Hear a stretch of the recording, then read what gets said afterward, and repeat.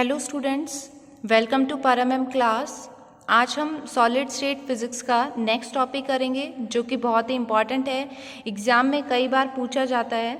And topic है a crystal lattice can not have 5 fold symmetry. एक crystal lattice के अंदर 5 फोल्ड सिमेट्री नहीं होती है, तो इसका रीज़न हम समझेंगे कि इसके अंदर 5 फोल्ड सिमेट्री क्यों नहीं होती है। तो शुरू करते हैं। ये स्टार्ट करने से पहले सबसे पहले आपको पता होना चाहिए रोटेशनल सिमेट्री क्या होती है। प्रीवियस टॉपिक के अंदर हमने रोटेशनल सिमेट्री के बारे में पढ़ा।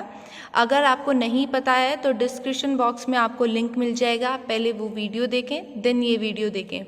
रोटेशनल सिमेट्री वो सिमेट्री होती है जब किसी भी क्रिस्टल को हम किसी एंगल पे रोटेट कराते हैं तो वो उसी पोजीशन के ऊपर आ जाता है जिस पोजीशन में वो स्टार्टिंग पॉइंट पे था।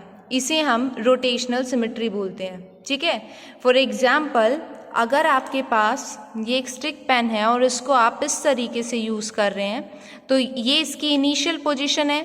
हमने इसको रोटेट कराया ऐसे, ठीक है, फिर हम इसको रोटेट करा रहे हैं ऐसे और फिर ऐसे रोटेट कराया एंड देन हमारे पास इस फॉर्म में आ गया। तो ये इसकी क्या होगी, ओरिजिनल पोजीशन, और इसी को हम क्या बोलते हैं, रोटेशनल सिमेट्री।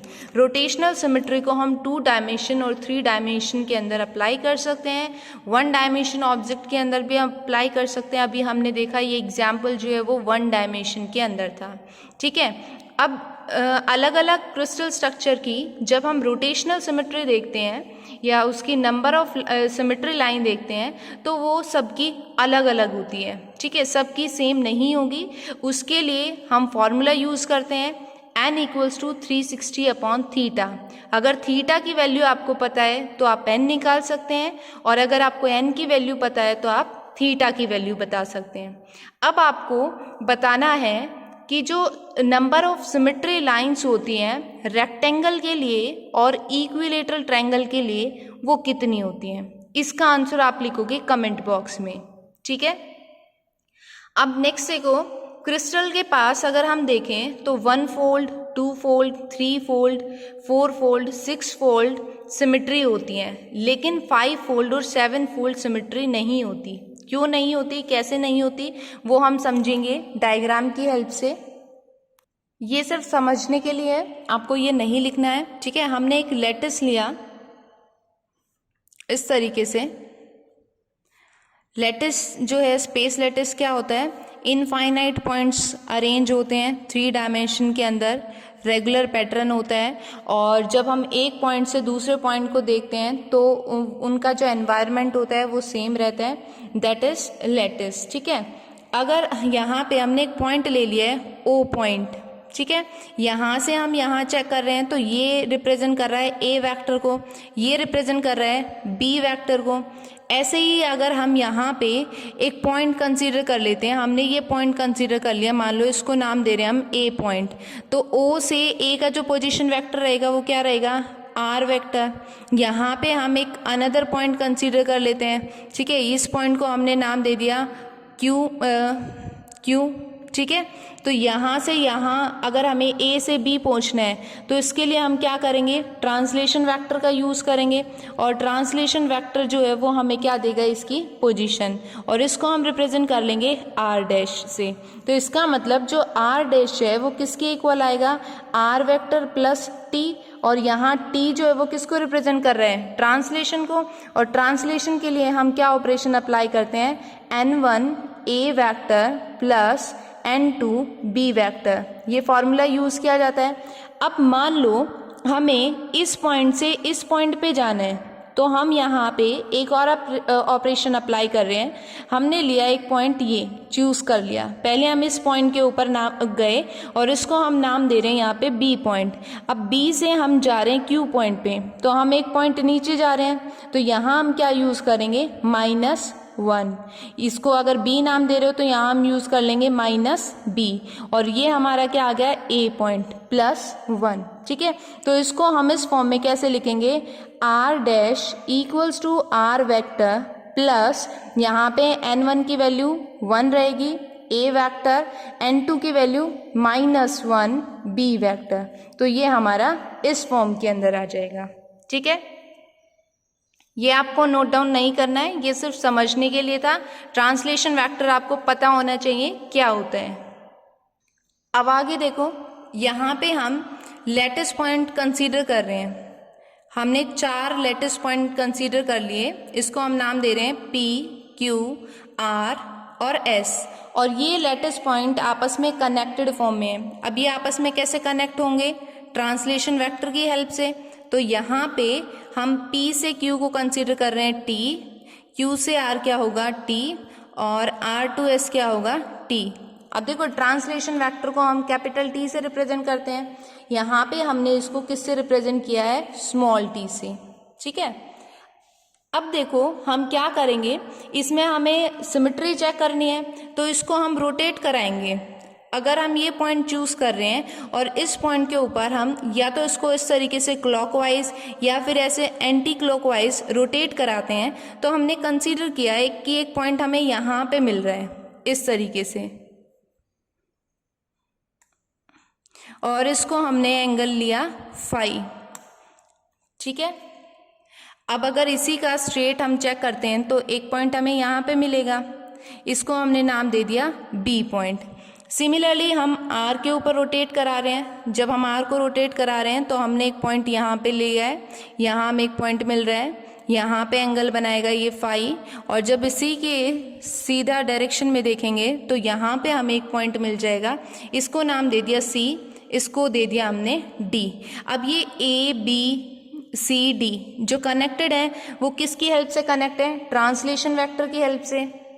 अब हमें ये नहीं पता है, यहाँ ये तो पता है कि ट्रांसलेशन वेक्टर की हेल्प से कनेक्ट है, बट ये नहीं पता है कि ट्रांसलेशन वेक्टर यहाँ पे कितनी टाइम्स अप्लाई हुआ है। तो उस ट्रांसलेशन वेक्टर को हम यहाँ पे क्या कंसीडर कर लेंगे? m टाइम्स कनेक्ट हो रहा है। और अगर हम चेक करते हैं a to q R to D, तो ये भी ट्रांसलेशन वेक्टर की हेल्प से कनेक्ट है, तो इसको भी हमने क्या लिया? Small t। अब देखो इसको किस तरीके से लिखेंगे? Let us consider 4 point P Q R S connected with translation vector that is T. Let space as 5-fold symmetry, so Q and R point rotate either in clockwise or anti-clockwise direction. अब इसके बाद हम क्या करेंगे? एक triangle choose करते हैं। हमने यहाँ पे ट्रायंगल ली, let us choose a triangle AB Q, ये ट्रायंगल हम ले रहे हैं। अब देखो ये एंगल फाई है, तो ये वाला जो एंगल होगा वो भी क्या रहेगा? फाई। सिमिलरली ये फाई है तो ये एंगल भी क्या होगा? फाई। ठीक है, अब हमें यहाँ पे कोस फाई की वैल्यू निकालनी है, तो कोस को हम किस तरीके से लिखते हैं? बेस अपॉन हाइपोटेन्यूज, इस फॉर्म में होता है। बेस यहाँ पे क्या रहेगा? ए बी, और हाइपोटेन्यूज जो है वो यहाँ पे क्या रहेगा? ए क्यू। अब ए बी की वैल्यू हमारे पास नहीं है, ए क्यू की वैल्यू है टी के इक्वल, तो इसको टी रख देंगे, तो ए बी की वैल्यू हमारे पास क्या आ जाएगी? टी कॉस फाई, ये वैल्यू आ गई हमारे पास। अब ऐसे ही हम सी डी की वैल्यू निकालेंगे, तो लिखो similarly we choose triangle C D R, तो यहाँ पे कॉस फाई इक्वल्स टू क्या आ जाएगा? C D upon R D, C D as it is, R D की वैल्यू टी, तो सी डी की वैल्यू हमारे पास यहाँ से क्या आ गई? टी कॉस फाई, ये वैल्यू हमें यहाँ पे मिल गई ए बी के लिए और सी डी के लिए। और देखो ए क्यू जो है वो इक्वल रहेगा, आर डी के दोनों की वैल्यू हम क्या ले रहे हैं? टी ले रहे हैं। अब हमें पता है ये ट्रांसलेशन की हेल्प से कनेक्टेड है, बट ये नहीं पता है कि कितने ट्रांसलेशन है, तो हम क्या कंसीडर करके चले हैं कि m टाइम्स ट्रांसलेशन वेक्टर है। तो हम ए डी को इस तरीके से लिखेंगे, A D equals to m times. ठीक है, m किसको रिप्रेजेंट कर रहा है यहाँ पे? इंटीजर को, और t रिप्रेजेंट कर रहा है ट्रांसलेशन को। लिख लेना m इज इंटीजर। अब देखो इस कंप्लीट को हम ऐसे लिख सकते हैं, A B plus B C plus C D किसके इक्वल होगा? m इंटू टी, m कोई इंटीजर नंबर है, ए बी की वैल्यू अभी हमने निकाली थी, वो वैल्यू हम यहाँ यूज करेंगे T cos phi, B C की वैल्यू हमें पता है ट्रांसलेशन वेक्टर, ठीक है, और सी डी की वैल्यू भी हमें पता है T cos phi equals to क्या आ जाएगा, mt। अब t cos फाई किसके इक्वल हो जाएगा, 2t cos फाई के इक्वल। अब यहाँ पे mt और ये वैल्यू प्लस में, यहाँ के क्या आ जाएगी, माइनस में। अब 2t cos फाई, यहाँ से हम t को कॉमन निकाल रहे हैं तो अंदर क्या आ जाएगा, m-1, t से t कैंसिल, तो 2 cos phi equals to m-1, ये वैल्यू आ गई हमारे पास। अब अगर यहाँ पे हम cos फाई की वैल्यू निकालते हैं तो इसकी वैल्यू क्या आ जाएगी, m-1/2, ये cos फाई की वैल्यू आ गई। ठीक है, अब हम यहाँ पे लेके चल रहे हैं कि ये जो m-1 है वो किसके इक्वल है, n के इक्वल है, और ये क्या है, कोई भी इंटीजर नंबर। तो देखो जब हम इस वैल्यू को रख रहे हैं cos फाई इक्वल्स टू क्या था, m-1/2, इसको हमने क्या माना, n, तो यहाँ क्या आ जाएगा, cos phi equals to n/2, ये हमारे पास आ गया। अब जो हमें पता है cos की जो वैल्यू होती है वो कहाँ से कहाँ लाई करती है, +1 से -1 के बीच में लाई करती है। वैल्यू प्लस होगी, 1 होगी। ठीक है, तो अगर हम यहाँ पे फाई की वैल्यू 1 पुट करते हैं, अगर फाई की वैल्यू 1 है हमारे पास, यहाँ रखो 1, तो जो नंबर है उसकी वैल्यू कितनी आएगी, 2, और अगर फाई की वैल्यू रख रहे हैं -1 तो n की वैल्यू कितनी आ जाएगी, -2। तो इसका मतलब n की वैल्यू हमारी कहाँ से कहाँ लाई कर रही है, 2 से -2 से 2 के बीच में लाई कर रही है। अब इनके बीच में कितनी वैल्यू आएंगी, -2, -1, 0, 1 एंड 2। अब नंबर चेक करो, 1 2 3 4 5, तो n की कितनी वैल्यू है, n हैव 5 वैल्यूज, तो इसकी 5 वैल्यू आ गई। अब हमें चेक करना है, तो इसके लिए हम क्या करेंगे, सिंपल केस लेके चलते हैं। यहाँ पे हम बना लेते हैं n cos फाई, और यहाँ चलेगा n equals to 360/5। First condition, first case में हम n की वैल्यू रख रहे हैं -2। जब हम n की वैल्यू -2 रखते हैं, -2/2 कितना आ जाएगा यहाँ पे, -1, तो cos फाई की वैल्यू क्या आ गई, -1, और फाई की वैल्यू हमारे पास क्या आएगी, 180 डिग्री। ठीक है, cos 180 के ऊपर क्या होता है, -1 होता है। अब n की वैल्यू चेक करो कितनी आ जाएगी, 2। सिमिलरली सेकेंड वैल्यू हम यहाँ रख रहे हैं -1, जब हम यहाँ -1 रखेंगे तो क्या आ जाएगा, -1/2, और cos -1/2 किस पे होता है, 120 पे। ये 120 यहाँ रखेंगे तो हमारे पास कितना आ जाएगा, 3। थर्ड कंडीशन रखो यहाँ पे 0, जब हम 0 रख रहे हैं तो ये क्या हो जाएगा, 0 हो जाएगा, और cos 0 किस पे होता है, 90 के ऊपर। यहाँ निकालेंगे तो कितना आएगा, 4। नेक्स्ट वैल्यू हम रख रहे हैं यहाँ पे 1, जब 1 रखोगे तो यहाँ आपके पास वैल्यू आ जाएगी 1/2, और ये होती है 60 के ऊपर, और यहाँ जब इसको सॉल्व करोगे तो हमारे पास क्या आएगा, 60। ठीक है, 6।